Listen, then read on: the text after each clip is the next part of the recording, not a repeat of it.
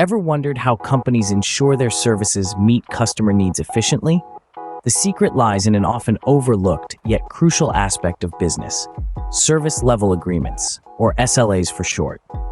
These agreements are essentially deals between customers and service providers, serving as a detailed blueprint of what a service should look like. Think of SLAs as a menu in a restaurant. You, as the customer, peruse the menu and choose what you want based on your tastes and budget. The chef, or the service provider, then uses your choices to prepare a meal that meets your expectations. The costs of the ingredients and the chef's time are all factored into the price of the meal, which you agreed to when you ordered. Similarly, in the business world, customers articulate their needs, and service providers use this information to formulate a plan and calculate the costs. This cost is then discussed with the customers, who can agree or ask for changes based on their budget.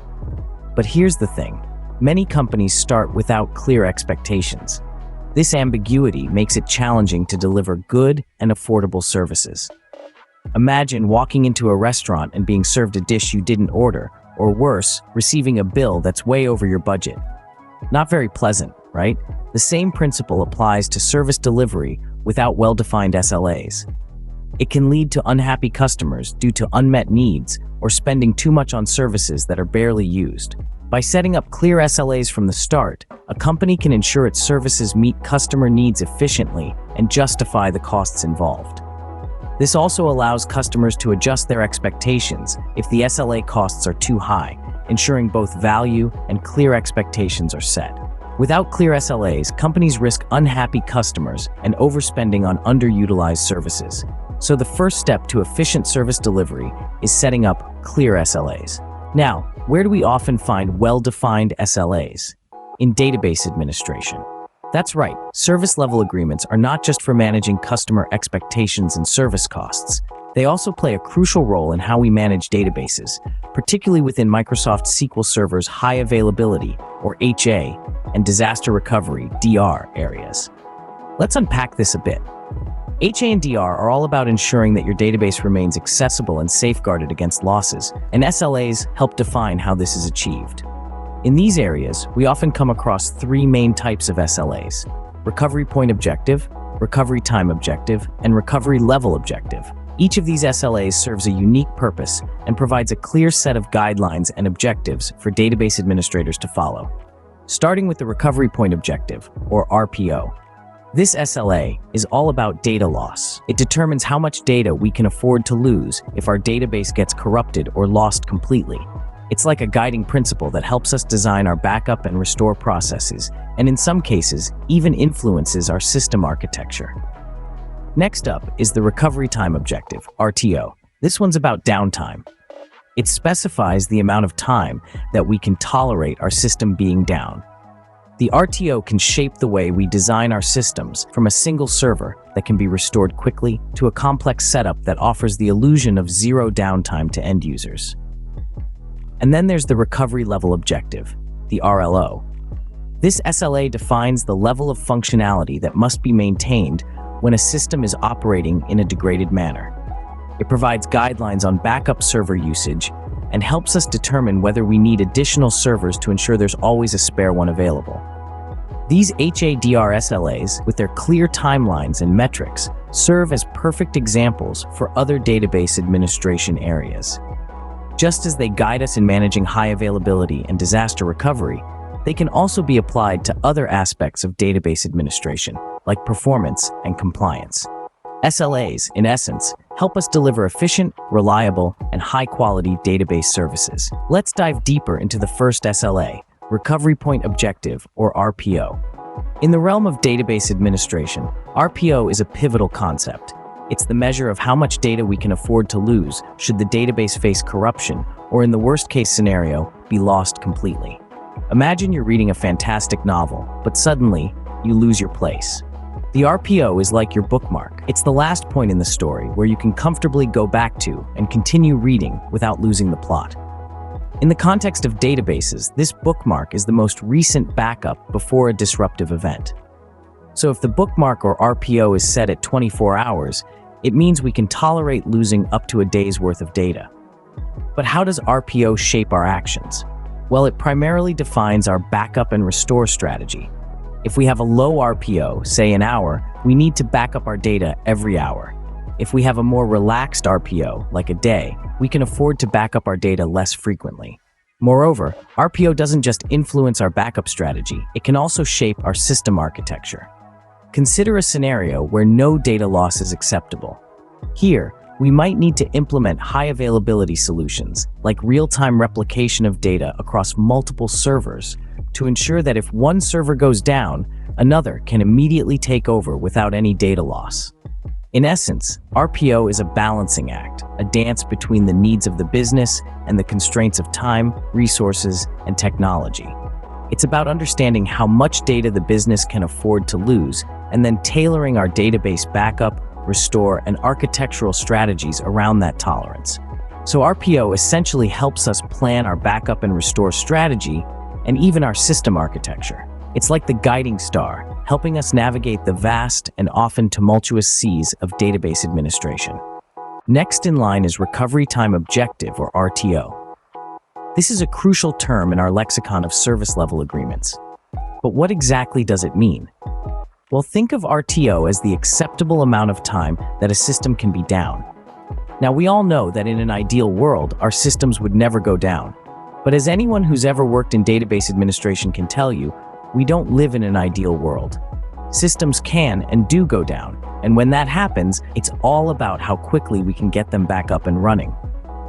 That's where RTO comes in.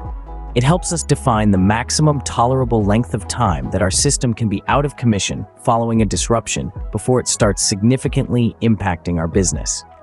In other words, it's the time limit within which we must restore our services after an interruption to avoid unacceptable consequences.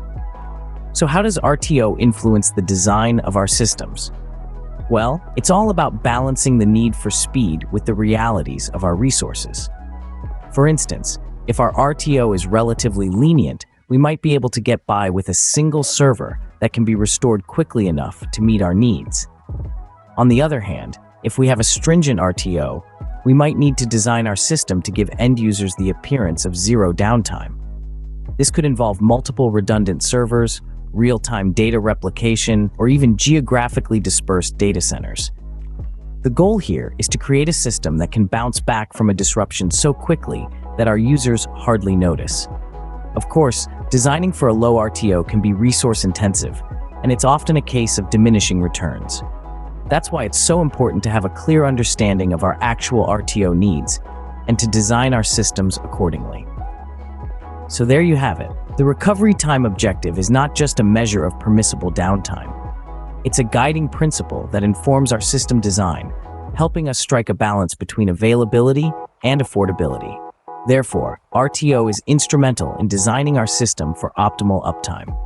And remember, when it comes to uptime, every second counts. Finally, we have the recovery level objective, or RLO. This term may sound a bit technical, but let's break it down in a way that we can all understand.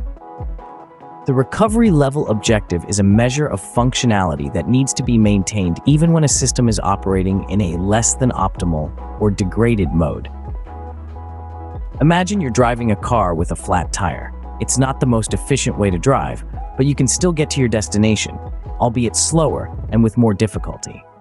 That's what the RLO is all about, ensuring that the services offered by a database can continue even when things aren't running perfectly. Now, how does the RLO impact our database system? Well, it can influence the type of backup servers we choose to use. For instance, if our RLO allows, we could opt to use a less powerful server as a backup. This could be a cost-effective solution for businesses that can afford to have a slightly slower service during downtimes. On the other hand, if our RLO requires high functionality even during downtimes, it may necessitate the use of extra servers. This way, we always have a spare server available to step in when needed.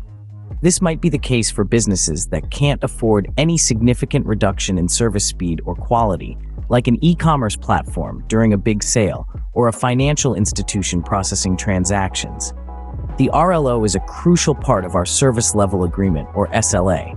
It helps us plan for downtimes and ensure that we can still provide a certain level of service, It's like having a plan B and a plan C, maybe even a plan D, just to make sure we've got all bases covered. So, the next time you're faced with a system downtime, remember the recovery level objective. It's your guide to keeping services running, even when conditions are less than ideal. It's all about maintaining functionality, minimizing disruption, and providing continuous service to your users. In essence, RLO guides us in maintaining service levels during system downtimes. So, what have we learned today?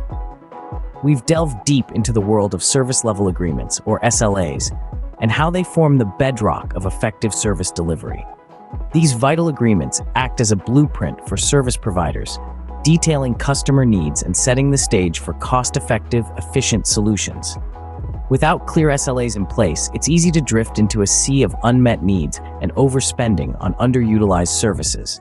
But with them, we can tailor our services to meet customer needs and justify every penny spent. We've also explored how SLAs play a pivotal role in the realm of database administration, particularly within the Microsoft SQL Server's high availability and disaster recovery DR frameworks.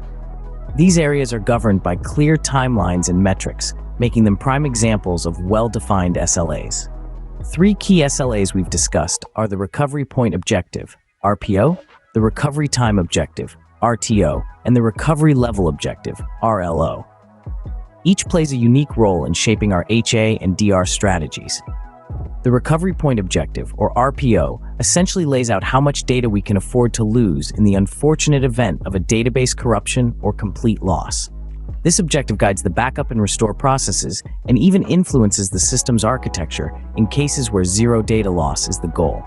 Next, we have the Recovery Time Objective, or RTO, which dictates the maximum allowable system downtime. Depending on the RTO, a system might run on a single server that can be quickly restored or on a more complex setup designed to give users the impression of seamless operation. Finally, the Recovery Level Objective, or RLO, outlines the level of functionality that must be maintained during system degradation. This objective might allow for a less powerful backup server or mandate additional servers to ensure a spare is always on hand.